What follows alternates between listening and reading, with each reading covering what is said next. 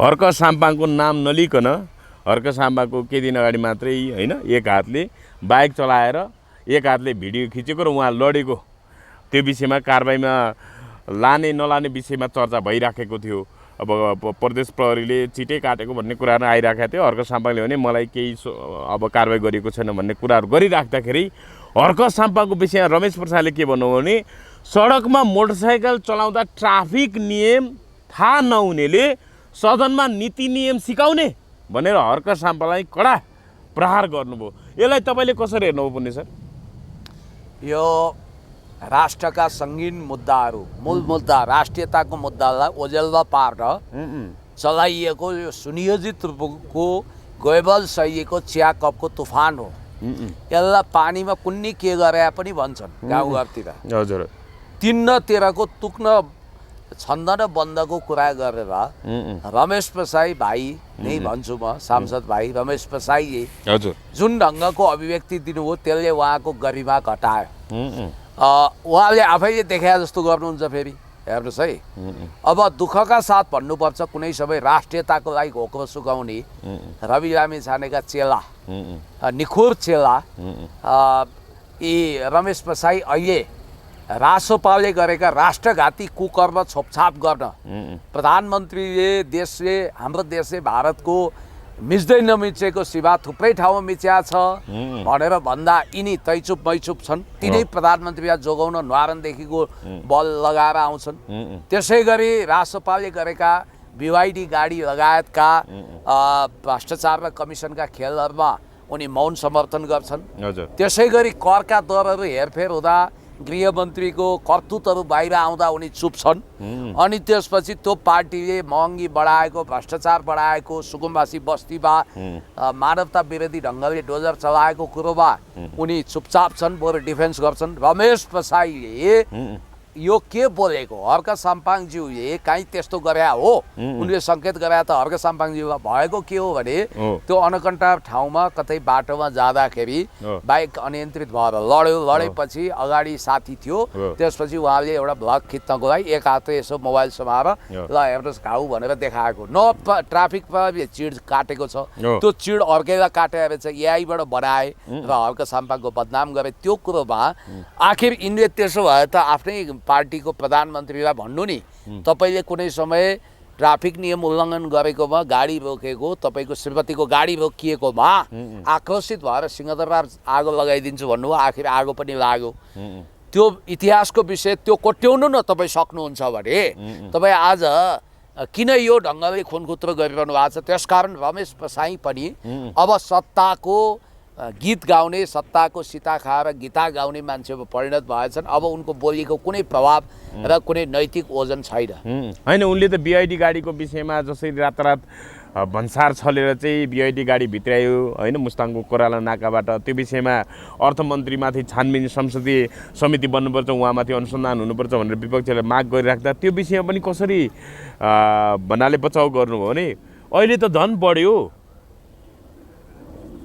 घटेको भयो अथवा के यस्तै तरिकाले ठिक छ यो? होइन, उहाँलाई केही तथ्य नै थाहा छैन। बिचरा अर्थ नभर्थ गोविन्द गाई टाउको औषधि नाइटोमा लागि उहाँलाई अर्थतन्त्र थाहा छैन, राजनीतिका मसिना कुरा थाहा छैन, उहाँले भएको छैन, देखेको छैन, भेटेको छैन, सुनेको छैन। उहाँले जे सुन्नुभयो, उहाँलाई गोपीकृष्ण कौतरिकाले जे पढाए सुनाए, उहाँले यसो सोसियल मिडियामा जे सुन्नुभयो त्यही बोल्यायो, उहाँलाई जे टास्क दिएको त्यही भन्यायो। उहाँ भनेको कसरी लेखिदिएको त्यही गोपीकृष्ण कौ शैलीमा रटिरटान गरेको कुरा बोल्ने मात्रै हो। बिचरा उहाँको केही पनि छैन।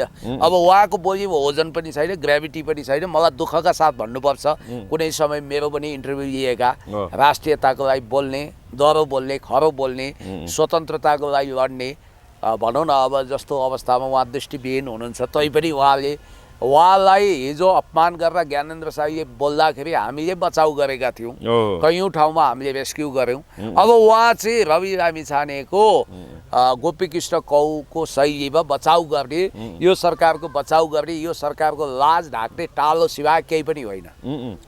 अब पुण्य सर, यहाँनिर अब भौतिक पूर्वाधार मन्त्री सुनिल लम्सालले चाहिँ जस्तो अहिले नागढुङ्गा मुङ्लिङ सडक खण्डको स्तर उन्नति भइराखेको छ, त्यो विषयमा चाहिँ उहाँले अब जसरी अब सडक आयोजनाको अनुगमन गर्ने क्रममा यो बिजुलीको पोल सार्ने कन्ट्र्याक्टर धरतीमा कहाँ छ खोजेर लिएर यही राख्नुहोस्, काम गर्दैन भने खुट्टा भाँच्दिनु, मतलब भएन भने ठेकेदारलाई खुट्टा भाँच्दिनु भन्ने शब्द प्रयोग गर्नुभएको छ एउटा बहालवाला मन्त्रीले। यसलाई कसरी हेर्नुभयो? राष्ट्रपतिको एउटा बहालवाला मन्त्रीले ठेकेदारले गल्ती गरे भए अरू होइन कारबाही गर्न सक्छ अथवा लाइसेन्स खारेज गर्ने अथवा अरू यावत कारबाही हुनसक्छ, तर खुट्टा बाँधिनु भनेर जघन्य अब एक ढङ्गले भौतिक आक्रमणको धम्की दिने के भन्नुहुन्छ यस विषयमा? अब ठेक्का लिएर टाइममा ठेक्का सम्पन्न नगर्ने, कमसल निर्माण सामग्री प्रयोग गर्ने, हजुर, अनि कमिसनको रफू चक्कर चलाउने, जनताको करको दुरुपयोग गर्ने, इन्जिनियर मन्त्री डिजी सचिवसँग मिलेमतो गरेर एकाउन्टेन्टसँग मिलेमतो गरेर पोको बुझाएर जनतालाई धोका दिने ठेकेदारहरूलाई तपाईँले भने जस्तो कारबाहीका अनेक प्रक्रियाहरू छन्। उसको ठेक्का रद्द गर्न सकिन्छ, लाइसेन्स खारेज गर्न सकिन्छ, कालो सूचीमा राख्न सकिन्छ, लाइसेन्स खारेज गर्न सकिन्छ, ठेक्का रद्द गर्न सकिन्छ, ठेक्का तोड्न सकिन्छ, दण्ड जरिवाना गर्न सकिन्छ। धेरै अनियमितता भएको छ भने कानुन बमोजिम जेल हाल्न सकिन्छ। हैन मन्त्रीले के मोनिबल देखाओ पुग्ने छ? तर मन्त्री भनेको कुनै चक्रे मिलन र दीपक मनाङ्गे ग्याङमा काम गर्ने टोले गुण्डा होइन र उले यस हैन डन शैलीमा उहाँले त भाषा बोल्नु पनि हैन, यो त डन हो उहाँ, पुरा बाहुबली डनले पनि यस्तो बोल्दैनन् के है। विगतमा अहिले त्यो दीपक मनाङ्गेले बोलाएर देखाएको थिए। अब अहिले त त्यही भाषा प्रयोग भएको छ। हिजो हामी तीन भाइ टाइपको फिल्म हामी तीन भाइ भन्ने छ नि, त्यही शैलीमा बालेन शाह अनि सुनिल लम्साल अनि सुदन गुरुङको फोटो आएको थियो।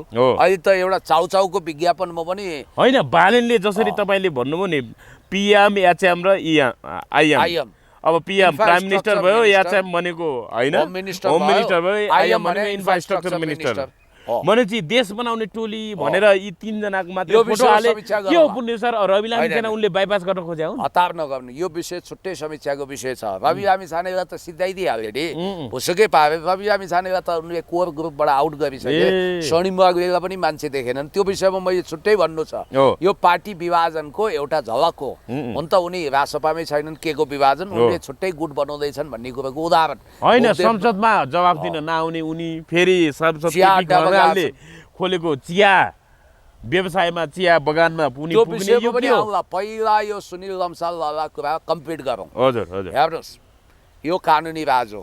मन्त्रीले टोले गुण्डा डन जस्तो बोल्न पाइँदैन। फेरि जस्तो गुरु त्यस्तै चेला। तपाईँलाई म निकट अतीतमा लान्छु। बिङ नस्टाल्जिक स्टेफेन हकिङ्सले परिकल्पना गरेको टाइम मेसिनमा राखेर चुनाव अगाडिका दिनमा फर्काउँछु। तपाईँलाई एउटा कुरा याद छ, धनगढीतिर जाँदाखेरि बालेन शाहले एउटा विवादित बयान दिएका थिए, ठेकदारहरूलाई रुखमा बाँधेर तलाउनुपर्छ भनेका थिए। हो जस्तो गुरु त्यस्तै चेलो, सक्कल अनुसारको नक्कल भनाइको मतलब बालेन शाहकै अभिव्यक्तिको निरन्तरता हो। यो कुनै नौलो कुरा गरे होइन। रुखमा बाँधेर अनि सजाय दिनुपर्छ भने त कुट्नुपर्छ, चुट्नुपर्छ भने हो नि, जलाउने, बिगार्ने, भत्काउने, सिद्धौनी स्कुलिङबाट लगभग तालिबानी मानसिकताबाट गुज्रिएर आएको अथवा 64 को वाइसिएल जस्तो भएर आएका यिनीहरू जेन्जीको नाउँको ह्याङओभर अझै त्याग्न सकेका छैनन्। यिनीहरूमा त्यो आतङ्कको सोच अझै छ। बरु तालिबान सुध्रिएर शान्तिपूर्ण भएर अहिले चाइनासँग अनुदान लिएर ठुलो विकास गरिसक्यो अफगानिस्तानमा, यिनीहरू सुध्रिने छाटकाट छैन। मन्त्री भएको मान्छे हेर्दाखेरि कुनै फिल्म सुटिङमा हिँड्या ठिटो जस्तो, मोडलिङ गर्दै हिँड्या ठिटो जस्तो हाउ कटाक्षेमा देखिन्छन्। र याद गर्नु होला, प्रधानमन्त्रीको सोचै स्कुलिङै त्यस्तै छ भनेपछि विभागीय मन्त्री अझ उनको साथी, हामी तीन भाइ मध्येको एक भाइ, हिजो फोटो आयो, आज त झन् हौसला बुलन्द भयो। हुन त म शनिबार खानपिन हुन्छ रमाइलो गर्छु भन्ने टाइपको बयान पनि आएछ। फेरि त्यो स्ट्याटस लगत्तै यहाँ राजु पाण्डेले पागल भनेर पनि लेखेछन्। अब फेरि होइन यसको के सम्बन्ध छ पुण्य सर? हप्ताभरि काम गरेर म बिदाको दिन जिस्किन्छु, यो समस्या होइन, दुःख त्यो दिन मान्नु जुन दिन म जिस्किन छोड्छु भनेर भनाइरहेछन्। अब हर्कत साम्बाले चाहिँ श्रमबान भनेर शनिबार श्रमबारको रूपमा उनले काम गर्छन्, उनी चाहिँ जिस्किने बार रहेछन् क्या उनको शनिबार? अब यो जिस्किने भन्ने कुरै भएन, जिस्किने छुटै हुँदैन। प्रधानमन्त्री जिस्किने छुट हुन्छ? त्यो पनि प्रधानमन्त्री भन्ने कुर्सी सबभन्दा ठुलो कार्यकारी कुर्सी, त्यहाँ बस्ने मान्छे भगवानै हुँदैन। दयाहीन मानवताविहीन मान्छेले वास्तवमा विध्वंस गर्छ, नाशकार हुन्छ। तर यहाँ हेर्नु त, अब यो जिस्किने ठट्टा गर्ने त्यो कुरो छोड्नुहोस्, तपाईँ सार्वजनिक जीवनमा आएपछि जिस्किन्छु भनेर छुट पाउनुहुन्न। अब यहाँ हेर्नुहोस् राजु पाण्डेले लेखेको र यहाँ आएको रहेछ, यहाँ अस्तिसम्म बालेन शाह तपाईँ हजुर भनेर ल हेर्नु पागल भनेर लेखाएर छ बालेन शाहको स्टाटस आयो लगत्तै राजु पाण्डेले कसलाई भन्नु खोज्यो त उनले अब यो सबैले गृहमन्त्री हुन नपाएको झोक प्रकट गरेको बालेनले अहिले भेट दिएको छैनन् आगो भएको भनेर भन्छन् ए होइन, देश बनाउने हिजो- टोलीको फोटो आयो लगत्तै आयो लगत्तै गृहमन्त्रीको रूपमा चर्चामा रहेका राजु पाण्डे जो राष्ट्रसभा सांसद अब हुन्, यसको मतलब पूर्व यसलाई काठमाडौँ महानगरको यसरी नगर प्रहरी परिभाषा प्रमुख गर्ने, हुन् यो 3 जना बाहेक अरू जम्मै देश जलाउन र भत्काउन हिँडेका छन् भनेर परिभाषा गर्ने त्यही हो अब के भने त त्यो देश बनाउने तिनीहरू बाहेक रासपा अरू त जम्मै होइन अरू भत्काउने 17 जना बिगार्ने छन्। मन्त्री मध्ये 3 जना प्रधानमन्त्री मन्त्री आए अब बाँकी 14 जना चाहिँ के हुन् देश बिगार्न हो त अब उनीहरू चाहिँ? स्वर्णिम वाग्ले आउट छन् अनि त्यसपछि बिचरा ज्वाला सङ्ग्रहला बहिनीले सर्वोच्च कमान्डरको फोटो छुट्यो भनेर रोइलो गरिरहनु भएको छ ओहो होइन, रवि अब- लामिछाने फोटो छुट्यो भनेर अब रवि स्वर्णिमको छुट्टै फोटो पनि आइरहेछन् ओहो। यसको मतलब के हो भने अब तपाईँको पहिला हामीले भौतिक योजना मन्त्रीको कुरा गर्दै थियौँ भौतिक योजना मन्त्रीको यो आपत्तिजनक बयानले राज्यको जुन सिन्डिकेट छ त्यो तोड्ने कुरा गर्दैन कि वास्तवमा हुन त के यो ठेकेदारहरूको सवालमा उनले कता कता थर्काएको कमिसनको रफुचक्कर भन्ने न्युज पनि आएको थियो यो अगाडि के भयो हिसाब किताब मिलान कहाँ भयो जनक सर तपाईँलाई एउटा कुरा भन्छु यो समस्या ठेकेदारमा होइन समस्या मन्त्रीमा छ प्रधानमन्त्रीमा हुन्छ यो साल लालची माथिसम्म जोडिन्छ मैले यो नेक्स्ट इयर मलाई थाहा छ तपाईँलाई भनिदिउँ यो अहिले असार साउन भनेर ठेकेदारहरूको इन्जिनियरहरूको लागि सचिव डिजीहरूको लागि खास गरी भौतिक योजना मन्त्रालय अन्तर्गतको ठेक्कामा ठेकी कोसेलीमा पोको बुझ्ने बुझाउने बुझावट गर्ने ठुलो यो दसैँ हो उनीहरूको लागि अहिले कमसल निर्माण सामग्री पप्पू कन्स्ट्रक्सनले देख्नु भएन पुल निर्माण गर्यो कमसल भन्नाले बजेटको रफादफा गर्ने समय हो यो होइन जसरी हो बजेट भाग शान्ति- सकाऊ यही आऊ बजेट सकाऊ बजेटको नाममा कमसल काम गर कमसल काम गर्ने कमिसन खाने ठेक्कामा लगाएको पैसा 50% सदुपयोग नगर्ने अनि त्यहाँ के हुन्छ भने पहिला नीति निर्माण गर्ने तहबाट ठेकेदार सेलेक्सन हुन्छ ग्लोबल टेन्डर भने नि जे भने पनि जब ठेकेदार उसको त मन्त्रीसँग प्रधानमन्त्रीसँगमै पहुँच हुन्छ उसले के गरिदिन्छ भने तलदेखि माथिसम्म सञ्जाल बनाउँछ इन्जिनियरलाई खुवाउनु पर्यो इन्जिनियरले चेक जाँच गर्छ त्यसलाई पास गर्नु पर्यो ठेक्का सदर गर्नु पर्यो त्यसपछि प्रक्रिया त छ नि होइन कर्मचारी चाहे भन्दैमा अहिले नै अब होइन गिटी बालुवा ल्याएर होइन धलाधन त्यो हुँदैन हो। अब प्रशासनिक कर्मचारीको चित्त बुझाउनु पर्यो हो। एकाउन्टमा चेक बन्छ त्यो एकाउन्टेन्टको चित्त बुझाउनु पर्यो अब त्यसपछि तपाईँलाई हाँसो उठ्छ तपाईँहरू जस्तो सज्जन पत्रकार छैनन् मलाई एकजना सचिवजीले चाहिँ रिटायर सचिवजीले भन्नुहुन्थ्यो अहिले त युट्युबरहरू पनि भाग शान्ति जय नेपाल खोज्न आए हजुर भन्नुहुन्थ्यो ए हगि त्यहाँ के हुन्छ भने कुत्तेका दाना भनेर केही यस्ता कुख्यात पत्रकारहरू पहिला पत्रिकामा काम गर्ने विभिन्न टिभी सिभी रेडियोमा काम गर्ने हुन्थे तिनले रिपोर्ट बजाउलान् तिनले भोलि त्यो स्थलगत निरीक्षण गर्लान् न्युज लेख्लान् भनेर कुत्तेको दाना 15% छुट्याएको हुन्छ कुल ठेक्काको भनेको मतलब ठुला मिडिया हाउसलाई पनि कमिसन जान्छ त्यहाँ पत्रकारलाई पनि जान्छ यसरी सेटिङमा काम भइरहेको हुन्छ हो त्यो सिन्डिकेट तोड्नु न तपाईँले किन ठेकेदारलाई मात्रै गाली गर्नुहुन्छ यहाँ को कामचोर कर्मचारी छन् इन्जिनियर छन् ककलले घपला गर्छन् ककलले सेटिङ गर्छन् त्यो जालो भत्काउनुहोस् अनि ठुला होइन त्यहाँ ठेकदारकै मात्रै कमजोरी हुन्छ भन्ने पनि छैन होइन होइन यस्तो हिंसात्मक आफै अभिव्यक्ति भौतिक पूर्वाधार मन्त्री छ अर्थ मन्त्रालयबाट भनौँ न अब आफैबाट संशोधन रूपान्तरण पैसा गरेको विनियोजन भएको छ कि छैन पैसाको होइन हो अब आफैबाट सुरुवात गर्नुहोस् रूपान्तरण गर्नुहोस् हिंसात्मक कुरा छोड्नुहोस् शान्तिवादी हुनुहोस् हर्क साम्पाङले त्यही भएर जलाउने तोड्ने काम नगर्नुहोस् कुरा नगर्नुहोस् भनेको अब यो 3 भाइ होइन हर्क साम्पाङको कुरा गर्दाखेरि के अब हर्क साम्पाङले चाहिँ अब बाइक त्यही चलाउनु नजान्ने ट्राफिक नियम नै नजान्ने मान्छेले अनि अब संसद अरू सांसदहरूलाई पाठ पढाउन नीति नियम सिकाउन मिल्छ त भन्ने अभिव्यक्ति चाहिँ कतिको जायज हो एउटा कुरा के भने हर्क साम्पाङलाई त्यसो भए ट्राफिक नियम नै नआउने हो त पुण्य सर हर्क संसदको नियम आउँदैन हर्क हर्क साम्पाङले त्यो कुनै ट्राफिक नियम उल्लङ्घन गर्न आवारा ट्यापे केटा भएर सडकमा अनियन्त्रित बाइक हाँकेर चिड काटे अवस्था होइन उहाँ जिम्मेवार सांसद हो कहीँ जानुभएको थियो लड्नु भयो उल्टै घाउ लाग्यो अब हुँदा हुँदा तपाईँको त्यो सुम्निमा पारुहाङको क्रममा चाहिँ 10 लाख 5 लाख 10 लाख पर्ने जग्गालाई 50 लाखसम्म मूल्याङ्कन गराएको ऐवानी जग्गा किनेको र त्यहाँ करोडौँ कमिसन चाहिँ दत्त लिम्बू अनि समीर अनि हर्क साम्पाङ समीर तामाङ हर्क साम्पाङले जिप्ट्याएको झुटो आरोप लगाउने मान्छे समेत अहिले गलिसके त्यो झुटो रहेछ भन्ने कुरा प्रमाणित भइसक्यो अहिले बोल्नै सकेनन् ओपन च्यालेन्ज गरेका छन् 1 रुपैयाँ मैले काहीँ खाएको भए म च्यालेन्ज गर्छु त्यति मात्रै होइन खानेपानीको पाइप खरिदमा भ्रष्टाचारसम्म भन्न भ्याए त्यति मात्रै होइन अहिले उहाँको पहलमा अरबौँको खानेपानी प्रोजेक्ट गयो त्यो हर्क साम्पाङले होइन भनेर बवाल गरिरहेछ तपाईँलाई म यति कुरा भन्छु कि हर्क साम्पाङको अब यिनीहरूले कमजोरी भए मुद्दा हाल्दैनन् हिजो नक्कली माओवादी चन्दाको धन्दा गर्ने मान्छे भने आफै यिनीहरू पतित भएर होइन राजसभाको विषयमा त चन्दा आतङ्क सुरु ठेकेदारसँग तोकेरै पैसा मागे भन्ने समेत कुराहरू आइरहेको महाधिवेशनको सङ्घारमा सारातिर यिनीहरूको आतङ्कै फैलिएको छ त्यसकारण हिजो क्युआर पार्टी हर्क साम्पाङलाई भन्छन् यिनीहरू हर्क साम्पाङले पैसा उठाए अहिले क्युआरबाट प्रयोग गरेका छन् विगतमा राजकोट हस्पिटल बनाउनु 25 करोड बराबरको पैसा उठ्यो जम्मा 5 करोडको काम भयो 20 करोड कहाँ गयो अनि कोरोना कालमा रवि लामिछाने फाउन्डेसनमा यहाँ करोडौँ रुपियाँ उठ्तीपूर्ति भएको छ जनमैत्री हस्पिटल चलाउन त्यसको हिसाब किताब खोइ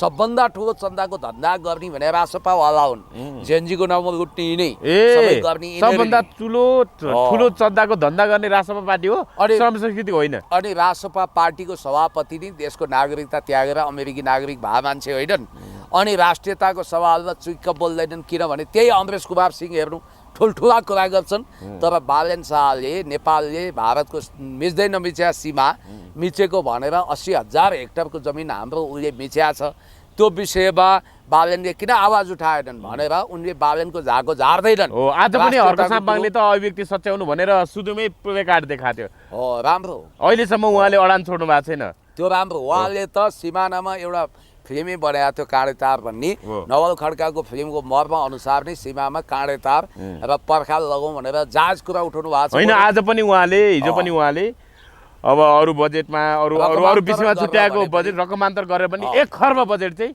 1 खरब पैसा चाहिँ रकमान्तर गरेर सीमामा पर्खाल लगाउनु भएको छ गर्नुपर्छ जङ्गे पिलर उखालिया छ त्यो सही सलामत हुनुपर्छ र सिमाना रक्षा गर्नुपर्छ मान्छेले 4 आना जग्गा पर्खालले घेरेर राख्छन् यो देशको खुल्ला सिमानाले गर्दा विडम्बना भएन यो देशको अस्तित्व रहने हो कि नरहने भूगोल र इतिहासै सुरक्षित हुन्छ कि हुँदैन भन्ने छ अनि अर्को कुरो के छ भने हर्क साम्पाङलाई त यिनीहरूले यति बदनाम गरे यिनीहरूले सकेको भए हत्या नै गर्थे तर यो चरित्र हत्या गरिरहेछन् हर्क साम्पाङजी तपाईँलाई मेरो साथीको हैसियतले अमूल्य सुझाव जहाँ पाए त्यहीँ गएर जे पाए त्यही नखानु है सिलिकनयुक्त खाना तपाईँलाई दिएर भोलि ह्युगो चावेज भेनेजुएलाका अल टाइम बेस्ट लेजेन्डरी राष्ट्रपति ह्युगो चावेजलाई क्यान्सर लगाए जस्तै तपाईँलाई अनेक रोगहरूको सङ्क्रमण गराउन सक्छन् खानेपानी पनि हेरेर बुझेर सोचेर खानु होला होटलमा त खाँदै नखानुहोस् तपाईँको जिउराए घिउ खानुपर्छ हो तपाईँले भनिरहनु भएको छ म प्रधानमन्त्री हुन्छु म राष्ट्रपति हुन्छु देश बनाउँछु यो सिमानामा पर्खाल लगाउने काँडे तार लगाउने कुरामा त कि तपाईँ प्रधानमन्त्री हुनु पर्यो कि हामी जस्ता हुनु पर्यो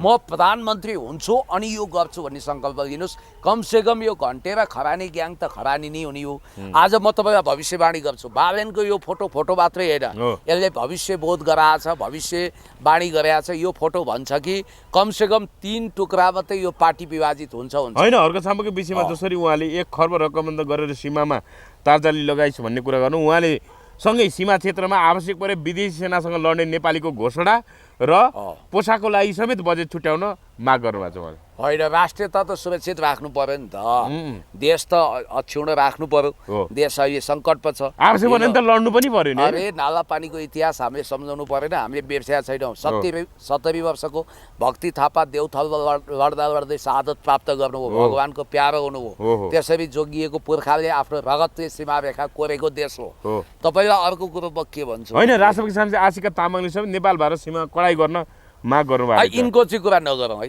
तपाईँलाई हिजो एउटा भिडियो देखाएको थिएँ कहाँ आएको छ एसएसबी के भएको छ के भएको छ त्यो पुरानो भिडियो भन्छ होइन अहिले त हेर्नु दार्चुलामा नेपालको भूमिमा भारतीय सेनाको हेलिकप्टर समेत हेर्नु उडिराखेको छ नेपालको प्रशासन अनुमति बिना नेपालको सरकार टुटु हेर्दैछ अपि हिमालमा बसेर बडो रमाइलो सिन यिनी खिच्दैछन् भिडियोबाट अनि हाँसिरहेछन् रमाइरहेछन् यिनीहरूलाई त रोम जल्दा जसरी निरो भन्ने शासक बाँसुरी फुकिरहेको थिए बालेन शाह त्यस्तै छ अब वर्ल्ड कपमा मलाई मनपर्ने टिम छैन हेर्नै मन लागेन भन्छन् उहाँलाई मन नपर्ने टिम नगएको भने नेपालको हो कि भारतको हो त्यो त स्पष्ट हुनु पर्यो नि देश तोकेर भन्नु पर्यो नि उनले यो लेख्न सक्दैनन् मलाई मनपर्ने टिम नेपाल खेलेको छैन त्यसकारण हेर्न मन छैन भन्नु पर्दैन नेपाल भन्ने शब्द किन छुटाउँछन् मान्छेलाई यो चाहिँ भारतीयलाई पनि खुसी पारे हुनसक्छ है ये हमारा भाइ है उसले भारत का भी भारत एड्रेस गरे भनेर अहिले मिडियामा भनिरहेछन् उनीहरूले उनले भारत पनि वर्ल्ड कपमा खेल्दै छैन नि त कहीँ पे नजर कहीँ पे निशाना नेपालीलाई बेवकुफ र मूर्ख बनाउन सजिलो छ भन्ने यिनीहरूलाई लाग्यो होला अर्को कुरो यो रासपा फुट्छ एक होइन अनेक टुक्रामा फुट्छ मैले भनिरहँदा मलाई अहिले गाली गर्नेहरूले मेरो 64 सालको भविष्यवाणीलाई सम्झिए हुन्छ जनकजी मैले अखबारमा तात्कालीन कान्तिपुर अन्नपूर्ण पोस्टमा लेखेर अथवा एबी न्युज टिभीको त भिडियो नै छ अहिले त्यतिखेर मैले पार्टी फुट्याएको थिएन वैद्य पनि टुक्रामा जान्छन् एक टुक्रा वैद्यको हुन्छ विप्लव पनि फुट्छन् यो अनगिन्ती टुक्रा हुनसक्छ भनेर बोल्दा मलाई ज्यान जोगाउनु मुस्किल थियो आज त्यो माओवादी त सैद्धान्तिक शक्ति थियो राजनीतिक शक्ति थियो त्यतिखेरसम्म खुद फुट्नेहरूले पनि फुट्छु भन्दै थिए तर पछि कति टुक्रामा विभाजित भयो विप्लव एकातिर धर्मेन्द्र वास्तला एकातिर मणि थापा एकातिर मातृका एकातिर अनि त्यसपछि तपाईँको पछि फेरि जोड्ने टुक्रिने क्रम पनि भयो वैद्य एकातिर बादल अर्कातिर भयो कि भएनन् अब यो रासपा भन्ने पार्टी कमसेकम अहिले तत्काल हेर्दा ऊ बालेन त रासपै भएको छैनन् स्वर्णिमको एउटा गुट हुन्छ एउटा टुक्रा हुन्छ महाधिवेशन पछि कहिले फुट्छन् थाहा छैन तर अब चिरा त वैचारिक रूपमा परिसकेको छ के विचार छ र भावनात्मक रूपमा परिसकेको छ अर्को स्वर्णिमको गुट हुन्छ अर्को रवि 3 गुट त भयो तपाईँलाई एउटा म सम्झना गराउँछु यिनीहरूको जगै खरानीमा छ त्यसकारण यिनीहरू खरानी नै भएर धुलिसात हुन्छन् चीनमा कोमिङताङ पार्टी र च्याङकाइसेकको कुनै इतिहास छैन धुलिसात हो त्यस्तै हुन्छ तपाईँलाई म एउटा कुरा भन्छु अहिले वास्तवमा रासपा भन्ने पार्टी चाहिँ मेरो कुरा ध्यानले सुन्नुहोस् हजुर बालेन शाहको स्वतन्त्र सरकारमा जागिर खान गएको छ रविले आफ्ना सांसदलाई मन्त्रीको आकर्षक जागिरको निम्ति काजमा खटाएका छन् यो सरकार रासपाको होइन बालेनको हो उनले रविको हो उनको पार्टीको सभापति थियो भने देश बनाउने टोली भनेर रविको किन फोटो राख्दैनन् अथवा स्वर्णिमको किन राख्दैनन् भन्नाले उनले छुट्टै सिन्डिकेट चलाएका छन् त्यहाँबाट राजु पाण्डेलाई पनि आउट गरिसकेछन् उनले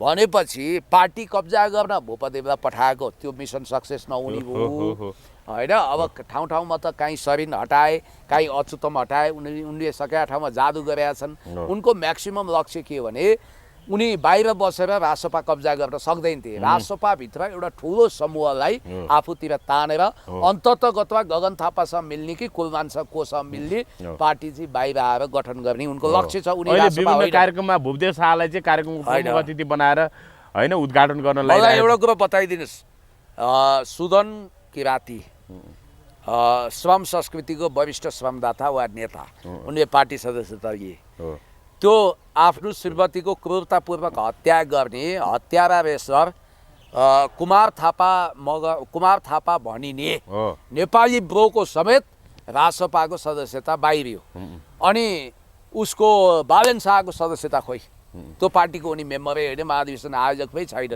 भन्ने बित्तिकै रविहरू बेवकुफ बनाएका छन् रविले त आफ्ना मन्त्रीलाई जाहिर खुवाउन पठाएको कुमार थापा त होइन रासपा कार्यकर्ता होइन भनेर जिल्लाले नै त्यो भन्छ नि पछि विज्ञप्ति दिएर हुन्छ सारा सदस्यता पत्र छताछुता भएको छ सर्पदेखि दुलाभित्र हात के अरे दुलाबाहिर हात माछादेखि दुलाभित्र हात बालेन शाह त्यसो यो महाधिवेशनबाट के हुन्छ त अब होइन यिनीहरूको गन्तव्य अलग हुन्छ यिनी रासपा हुन सक्दैनन् या त बालेन शाहलाई नै पार्टी जिम्मा लगाउनुपर्छ होइन अब रासपाकै सांसद केपी खनालकै विषयमा पनि आफै परीक्षा लिँदै छात्रवृत्ति सिफारिस रासपा सांसद केपी खनालको छात्रवृत्ति आतङ्क कलेज सञ्चालकहरू हैरानले उनले आफैले यसो हेरेर ल म भनिदिन्छु अनि त्यहाँ चाहिँ तिमीलाई फ्रीमा पढ्न व्यवस्थामा मिलाउँछु भन्दै आफै नै यो त भनौँ न गरिब जेहेन्दार अनि परीक्षामा उत्कृष्ट नतिजा ल्याउनेहरूलाई कलेजहरूले आफैले त्यो होइन मापदण्ड पुरा भएपछि छात्रवृत्ति तर यहाँ त यिनी आफै अब भनौँ न परीक्षा नियन्त्रक जस्तो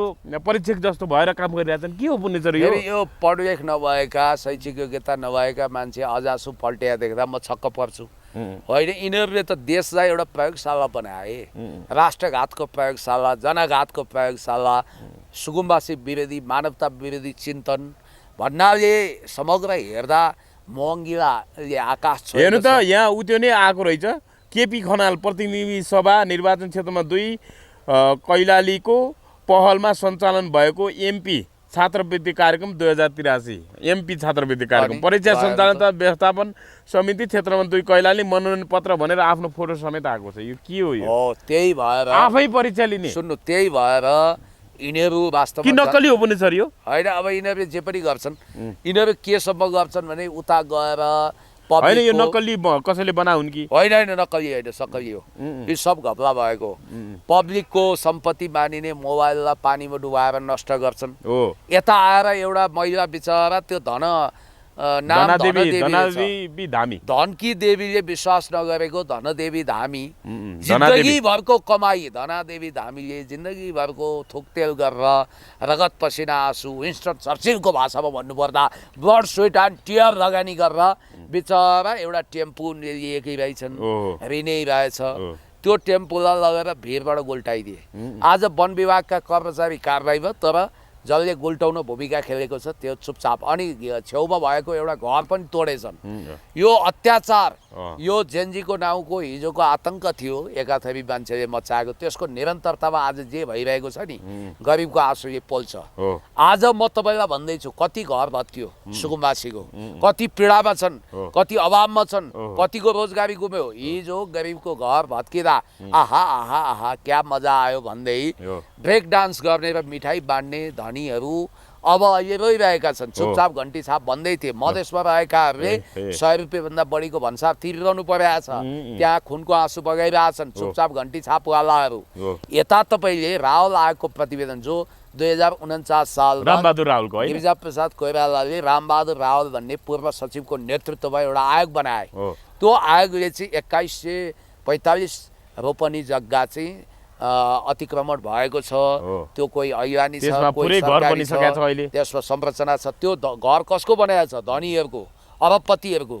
अब हेर्नुहोस्, अब रुनी पालो तिनीहरूको त्यो सारा संरचना ध्वस्त पार्दा हजारौँ हजार घर भन्नाले अब काफल खोसिदा होइन, टेम्पो लडाइदा होइन, अब गरिबको ठेला खोसिदा रमाउनेहरू, सुकुम्बासी बस्ती ध्वस्त हुँदा रमाउनेहरू अब आफै शिकार बन्दैछन्। अब यहाँनिर बालेन शाहको उद्देश्य के देखियो भने जसरी हुन्छ पब्लिकलाई यो डिप स्टेटको इसारामा भएको बुझिन्छ, जनतालाई तहस बनाउने होइन, तहस बनाएर द्वन्द्वमा ल्याउने, अल्पत्र पार्ने। तपाईलाई यहाँ अल्पत्र पार्ने मात्रै होइन, मलाई अलिकति लेट पिटेल हो। यिनीहरूको उद्देश्य सुकुम्बासी युद्धमा आउन् भन्ने थियो, किनभने सुकुम्बासी नाङ्गा बुङ्गा भएर युद्धमा आउँछ। होइन पुनि सर, यहाँनिर तपाईँलाई अलिकति जोड्छु कि मैले। खाना नपाएपछि कीर्तिपुर होल्डिङ सेन्टरमा थाल ठटाएर विरोध। सोमबार बिहानैदेखि, आज बिहानैदेखि, आज असार 1 गते होइन, सोमबार बिहानैदेखि खाना खान नपाएपछि आक्रोशित बनेका उनीहरूले सेन्टरको गेटमा थाल ठटाएर विरोध गरेका हुन्। अनि थप समाचार यहाँ के छ भने कीर्तिपुर स्थित होल्डिङ सेन्टरमा आश्रय लिइरहेका विस्थापित परिवारले खाना नपाएको भन्दै थाल ठटाएर विरोध प्रदर्शन गरेका छन्।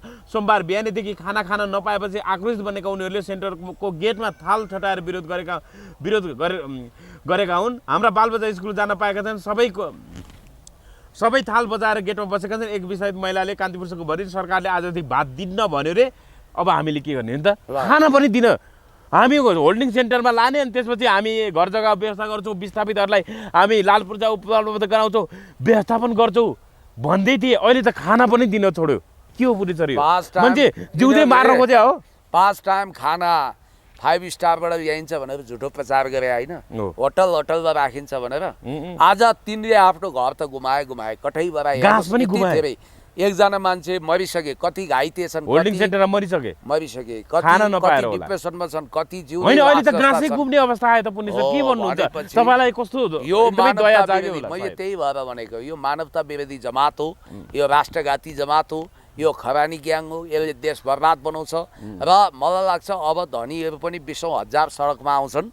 यिनीहरूको उद्देश्य, गरिबहरू त युद्ध गर्न सक्दैनन्, धनी त भोलि युद्धै गर्न जालान्। यिनीहरूको उद्देश्य जसरी हुन्छ अब धरानमा तोड्दैछन्, धरानमा त हिंसात्मक सुकुम्बासी होलान्, अब दाङमा आन्दैछन्, त्यहाँ धरानमा त होइन अब सुकुम्बासीले आन्दोलन गर्ने कुराहरू पनि गरिराखेका छन्। आन्दोलन गर्छु भन्छन्, तर अदालतको आदेशलाई टेर पुछर नलाइकन धोती लगाएर इन्द्र चामलिङ राईको वा परमादेश के अरे निषेधाज्ञा आउँदा पनि घर तोडे होइन, सत्ता र शक्तिको बलमा होइन? हो, सत्ता शक्तिको दुरुपयोग गरेर फेरि पनि देशैव्यापी गरिब सुकुम्बासीको बस्ती उजाड बनाउने, त्यसलाई बम हानेर शत्रु राष्ट्रले ध्वस्त पारे जस्तै तबाह गरिदिने यिनीहरूको उद्देश्य छ। यिनीहरूको उद्देश्य के देखियो भने देशमा बहुआयामिक द्वन्द्व गराउने, जातीय, धार्मिक, साम्प्रदायिक, आर्थिक सबै लडाइँ तनाव उत्पन्न गराएर देशलाई फेल्ड स्टेट बनाउने, मल्टिपल अर्ग्यान फेलियरमा यो कुरा बुद्धि छ जनताले होइन पुण्य सर। यहीँनिर यही कुरा विषय गैटाको जङ्गल भन्नाले अब नारायण नदीको यो भनौँ न अब चितवन र नवलपुर, पहिला नवलपरासी थियो, अहिले नवलपुर र पूर्वी नवलपरासी भएको छ। नवलपुर जिल्लामा चाहिँ यो खानेपानी उपभोक्ता समिति रहेछ, त्यहाँ चाहिँ गैँडाकोट खानेपानीको निर्वाचनमा रासपालाई हराउँदै काङ्ग्रेस एमाले गठबन्धन विजयी भन्ने समाचार आयो एका बिहानै। भनेपछि अहिले जस्तो यो यो यसमा चाहिँ कति भने 6,868 करिब 7,000 उपभोक्ताहरू रहेछन् यसमा अरे, उपभोक्ता सदस्य रहेछन्, घरधुरी उपभोक्ता रहेछन्। भनेपछि यसलाई पनि एउटा मिनी इलेक्सनको रूपमा, स्याम्पल इलेक्सन रूपमा लिएछन् भन्नाले बिस्तारै रासपा फेरि एक ढङ्गले बदनाम हुँदैछन्, कमजोर हुँदैछन्। निर्वाचन मार्फत जनताले अब फेरि बरु काङ्ग्रेसलाई नै ठिक हो कि भन्न खोजे हो त पुण्य सर? यो फेयर इलेक्सन भयो भने अबको स्थानीय चुनावमा नेकपा एमाले 1 नम्बर, काङ्ग्रेस 2 नम्बर, माओवादी 3 नम्बर, गठबन्धन गर्यो भने यिनीहरूकै बहुमत आउने। माओवादी जति पनि हुँदैन रासपा। फेयर इलेक्सन होइन। संस्कृति पार्टी चाहिँ के हुन्छ? श्रम संस्कृति पार्टी श्रम संस्कृति पार्टी यसको टक्करमा आउँछ। माओवादी भन्दा माथि नै हुन्छ, कम हुँदैन। यो उसकै रासपाकै टक्करमा आउँछ। मैले भन्न खोजेँ राज्य शक्तिको दुरुपयोग गरेर हुने चुनाव हुनाले अहिले पनि हुन त सेना र बालनको सम्बन्ध चिसिएको भन्ने कुरा आएको छ, तर राज्य शक्तिको पुरा दुरुपयोग भएर चुनाव हुन्छ। त्यसकारण त्यो चुनाव गर्ने हो कि देशमा अब यो महँगी, गरिबी, राष्ट्रघात, अत्याचार, अन्यायको सीमा नाग्यो, अन्यायको पापको घडा भरिएपछि गाउँ गाउँ बस्ती बस्तीबाट गान्धीवादी तरिकाले लाखौँ उत्रिएर जनविद्रोह गरेर त्यो जनविद्रोहले भोलि हर्क साम्पाङ वा म जस्ता मान्छेलाई मन्त्री प्रधानमन्त्री बनाउने हो कि होइन, हामी जस्ता मान्छेले देश चलाउने हो कि, किनभने यिनीहरू त फेल भइसके। त्यस कारणले म तपाईँलाई फेरि पनि सिरियसली भन्दैछु कि यो घन्टी र खरानी ग्याङहरू देश विरोधी छन्। अब दुर्गा प्रसाई घरि राम्रै कुरा गरिरहेको हुन्छन्, घरि ठिक कुरा गर्छन्। आज 3 महिना यो सरकारलाई 3 महिनापछि यो सरकार डाल्छु भनिरहेछन् त यिनले। फेरि त्यति भन्दा भन्दै पनि हर्क साम्पाङ विरुद्ध विस्फोमन गरेछ। हो तपाईँलाई म यो विषयमा भन्छु, उनले चाहिँ माटो पार्टी, माटो पनि मिलिसके भनिसक्यो, माटोमा मिलिसके। यो खरानी के अरे हतियार ल्याउँदैछन्, हिजो एमएनओ थिए, अब चिकन नेकको नाउँमा कुकल्यान्ड नामक क्रिस्चियन स्टेट बनाउन प्रयोग हुँदैछन् भन्नुभयो। म दुर्गा प्रसाईलाई भन्न चाहन्छु, एकैचोटि सबैसँग लड्ने यो दृष्टता नगर्नुहोस्। हर्क साम्पाङज्यूले हिजो तपाईँ थुनिँदाखेरि तपाईँ छुटाउनको लागि कुनै न कुनै भूमिका खेल्नु भएको छ। तपाईँ पनि विद्रोही भन्नुहुन्छ, सिद्धान्त मिल्दैन, विचार मिल्दैन। अब होला डिप स्टेटले क्रिस्चियन स्टेट बनाउन खोज्यो होला चिकन नेकमा, जसरी झापादेखि मेघाल्यान्ड, बोडोल्यान्ड हुँदै आसाम, मेघालय हुँदै म्यानमारसम्मको भूभागलाई कब्जा गरेर हिजो एमएनओले गतिविधि पनि गर्न खोज्यो होला। आज त्यसलाई क्रिस्चियन स्टेट, बफर स्टेट बनाउन खोज्यो होला, भारतलाई पनि आपत्ति गर्न खोज्यो होला। तर त्यसको नाउँमा राजनीति गर्दै तपाईँले धर्मको नाउँमा यो ढङ्गले हर्क साम्पाङलाई बदनाम नगर्नु। हर्क साम्पाङ क्रिस्चियन होइन र उहाँ भनेको किराँती हो, किराँती सभ्यतालाई उहाँ सम्मान गर्नुहुन्छ, उहाँ देशभक्त नेपाली हो, सुम्निमा पारुआङको मिसन सक्सेस गर्दै हुनुहुन्छ। त्यस कारणले गर्दाखेरि विद्रोही शक्तिहरू त कमसेकम एक ठाउँमा आउनु पऱ्यो नि। अहिले उहाँहरू विपक्षी मात्रै होइन, विद्रोही पनि हो हर्क साम्पाङ, किनभने विद्रोही भएकै हुनाले राज्यले गरेका गलत क्रियाकलापलाई नेकपा एमालेसँग मिलेर, काङ्ग्रेससँग मिलेर उहाँले भण्डाफोर गरिरहनु भएको छ। हाम्रो आवाज उहाँले भेन्टिलेट गर्नुभएको छ। हजुर हजुर हजुर। त्यस कारण स्याबास हर्क साम्पाङजी, क्या बात। देश जनता विकास समृद्धिको पक्षमा हिलोबद चटाइमा गुन्द्रीमा बसेर तपाईँले अहोरात्र मेहनत गर्नुभएको छ। तपाईँमाथि साङ्घातिक आक्रमण गर्ने सिलसिला त्यो नहोस्, हामी त्यो भन्न चाहन्छौँ। जननेता मदन भण्डारीलाई सित्याएको देश हो, तपाईँले जथाभावी जहाँ पाए थिएँ भोज भत्तेरमा नजानु होला र तपाईँको पार्टीका मान्छेलाई पनि जथाभावी इन्टरभ्यू दिन रोक लगाउनु होला। गुटहरूको महासङ्घ बनाइदिन सक्छन्, पार्टीभित्र भद्रगोल गर्न सक्छन्। हर्क साम्पाङजी भनेको त देशभक्त व्यक्तित्व हो, त्यसकारण म त उहाँलाई हमेसा आदर गर्छु। हजुर दादा केही भन्नुहुन्छ पुण्य सर? अब यो सरकारका कारण यो बालेन शाहको अभिव्यक्ति जसरी 17 गते रोस्टममा उभिएर उनले बोले नेपालले पनि भारतको सिमाना थुप्रै ठाउँमा मिचेको छ भन्ने अभिव्यक्तिले चाहिँ भारतीयहरू हौसिएको सीमामा पनि एक ढङ्गले तनावको स्थिति आयो। नेपाली भूमिहरू मिच्ने क्रम अझै बढेको होइन। भारतले अब बिना नेपालको अनुमति होइन अब सैनिक हेलिकप्टरहरू अब एक ढङ्गले निर्वाध रूपमा गस्ती गरिएको यो गतिविधि भारतीय हस्तक्षेप यो बालेन आएपछि बालेनको अभिव्यक्ति यो सार्वजनिक पछि बढेको भन्ने कुराहरू आइरहेको छ। अब राष्ट्रियता हामीले जोगाउन के गर्नुपर्छ पुण्य सर? के भन्नु? तपाईँलाई एउटा कुरो के भन्छु भने त्यो देश सबैभन्दा अभागी देश हो जुन देशको कार्यकारी प्रमुखको कुर्सीमा बसेको मान्छे आफै देश विरोधी छ, अतिक्रमणकारीको रूपमा आफूलाई चिनाउँछ हो, जसले अर्को देशको स्वार्थको निम्ति बोल्छ। उसको आत्मा नेपाली छैन, ऊ आफै ध्वंसात्मक चिन्तन लिन्छ। अनि यो देशको गृहमन्त्रीको कुर्सीमा बसेको मान्छेको हातमै तिब्बत ओरिजिन्स ब्लडको ट्याटु छ।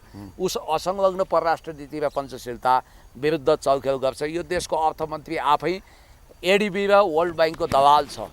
यो देशको इन्फ्रास्ट्रक्चर मिनिस्टर आफै हातखुट्टा भाँच्ने पुरा जयकान्त सिक्रे टाइपको फरमान जारी गर्छ भने यो देश कसरी बन्छ? त्यस कारणले गर्दाखेरि गाउँ गाउँ बस्ती बस्तीबाट अब जुर्कै उठ्नु पर्यो, गरिबहरू तात्नु पर्यो। देश एउटा क्रान्तिको सङ्घारमा छ, चुनाव निकास नहुन सक्छ। विकास समृद्धिको लागि फेरि एकचोटि जनताले शान्तिपूर्ण तरिकाको विद्रोह गर्नुपर्ने हुनसक्छ। यसको लागि तयार हुनुपर्छ। हेर्नुहोस्, प्रधानमन्त्रीको कुर्सीमा मन्त्रीको कुर्सीमा होइन, हामी सबैले गर्छौँ।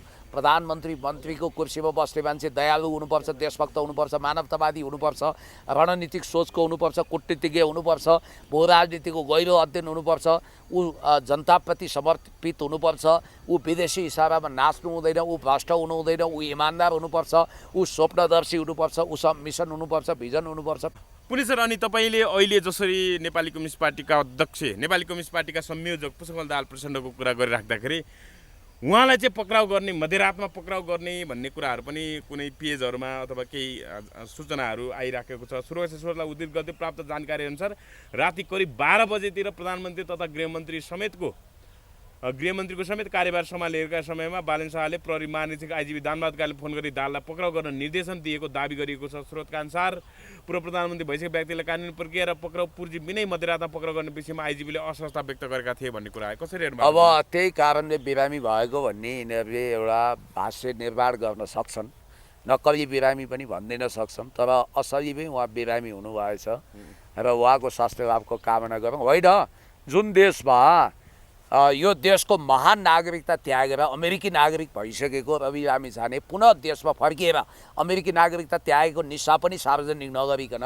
सबभन्दा ठुलो पार्टीको सभापति हुन सक्छन्। जुन देशमा हामी यस्तै त हो नि शैलीका अमेरिकी युथ काउन्सिलका मेम्बर बालेन शाह प्रधानमन्त्री हुन सक्छन्। जुन देशमा टिओबीको ट्याटु खोपेको र चाउचाउको विज्ञापनमा हिँडेका अब कुनै समयका डिजे गृहमन्त्री हुन सक्छन् भने त्यो देशमा जे पनि हुनसक्छ। मध्यरातमा फिल्मी स्टन्ट हुनसक्छ। यसलाई आश्चर्यजनक घटनाको रूपमा लिनु पर्दैन। जो कहिलेला जतिखेर पनि यिनीहरूले समाउन सक्छन्। कानुनी राज्य छैन। Thank you.